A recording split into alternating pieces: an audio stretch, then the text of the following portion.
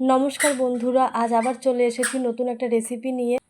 আজ আমি বানাবো পুঁই পাতার বড়া। আপনারা প্রথম থেকে শেষ পর্যন্ত সঙ্গে থাকুন। আশা করছি ভিডিওটি আপনাদের ভালো লাগবে। প্রথমে আতপ চালগুলো মিক্সিতে বেটে নেব।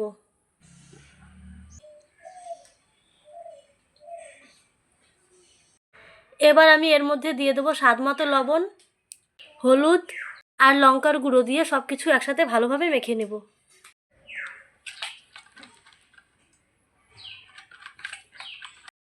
মাখা হয়ে গেছে, এবার দিয়ে ভেজে নেব।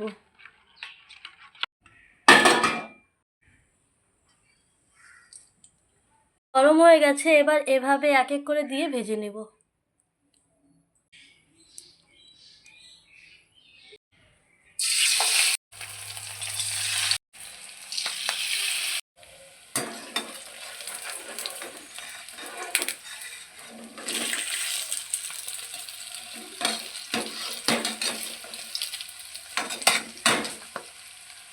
বড়াগুলো হয়ে গেছে, এবার নামিয়ে নেব।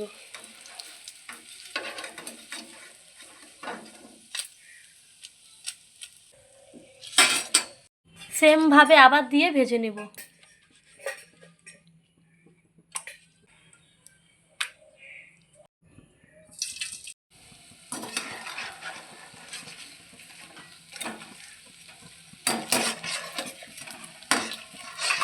হয়ে গেছে, এবার নামিয়ে নেব।